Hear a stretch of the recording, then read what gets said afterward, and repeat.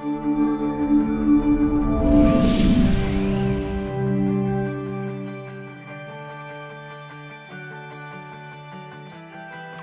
guys, happy Tuesday afternoon. I wanted to just bring you a market update as of today, which is May 12th, 2020. Earlier this, or actually at the end of last week, I had a conversation with Steve in my office, who we went over some of the stats nationally as we rolled through the end of the last week. There's been a lot of restrictions in many states that have been lifted. Allowing real estate to conduct a little bit more regularly. New Jersey, many of you know, has been an essential services state effectively almost since the beginning. So we certainly had a drastic slowdown in terms of transactions, but not the same kind of limitation as we've seen in other states. But I wanted to share with you as we scroll down. I also shared some data surrounding things like unemployment rates, and what the expectations were on recovery, as well as GDP, and most of the expert expectations or predictions were going to be for a V-shaped recovery. And what we're seeing in the residential real estate standpoint is exactly that. As you can see, these lines each indicate one of the top 17 to 20 major markets in the country, and we're noticing in just about every one of these markets a V-shaped recovery, with the bottom of that market being in the beginning of April. Which is when we were most affected by the shutdowns. And then as I scroll down here and share, this is the Atlanta market, this is Austin, Texas, this is Colorado, right? Dallas, Fort Worth. We're seeing the same trend of this V-shaped recovery. Greater Houston, Midwest, Nashville, same thing, V-shaped recovery. New England, New York, and the New York metro market being one of the only markets that didn't have an immediate bounce back. It's got more of a slow, gradual growth, just because New York City was effectively one of the hot points in the country. Greater Philadelphia market, strong appreciation, which obviously is closer related to what we've experienced.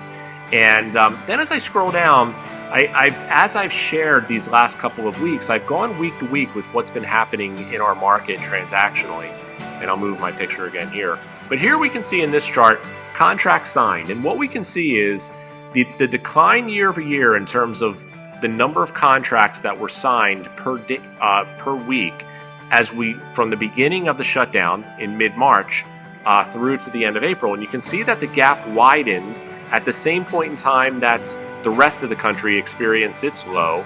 The market was off as much as 71% in the beginning of April.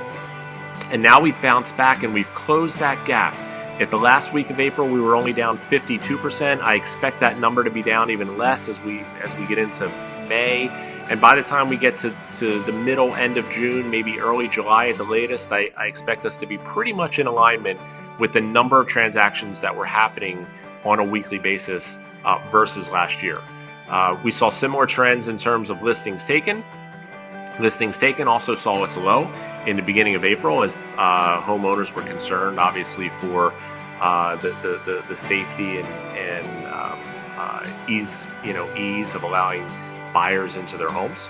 But since then, as the curve has flattened and as homeowners have become a little bit more confident that it was an appropriate and safe time to begin to show their homes, we've noticed that gap also closed dramatically. The number of listings at the end of April were only down 48% year over year. I expect more inventory to be coming onto the markets as we get deeper into May and effectively into June. So that's basically what the market has been, what we've been experiencing these last couple of weeks. It's becoming a more and more normal real estate market. The biggest challenge that we have is lack of inventory right now.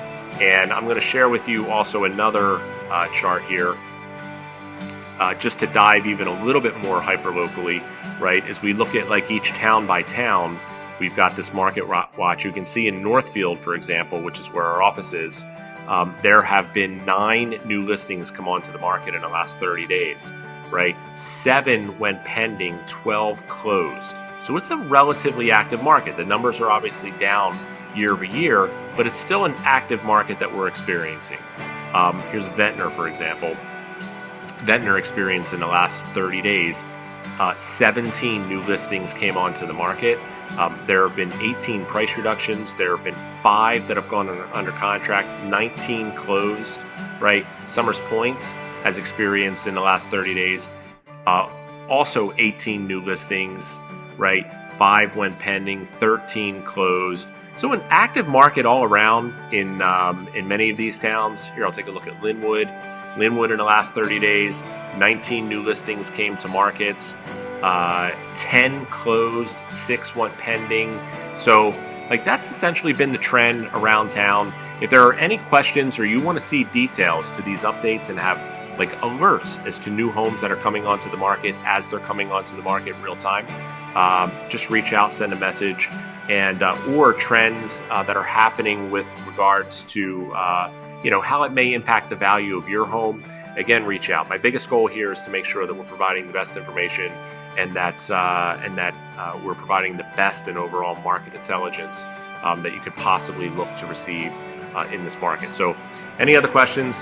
Feel free to drop them in the comments here. I'll be viewing them, and or send a direct message and we'll get you the details you're looking for. All right. Have a super powerful rest of your afternoon. Happy Tuesday. I'll be back again later this week with some more trends on what happened for the first quarter, as well as since the beginning of the shutdown through the middle of May. So, hopefully at that point in time, we're closer to a reopening of most of the other businesses in our state as well.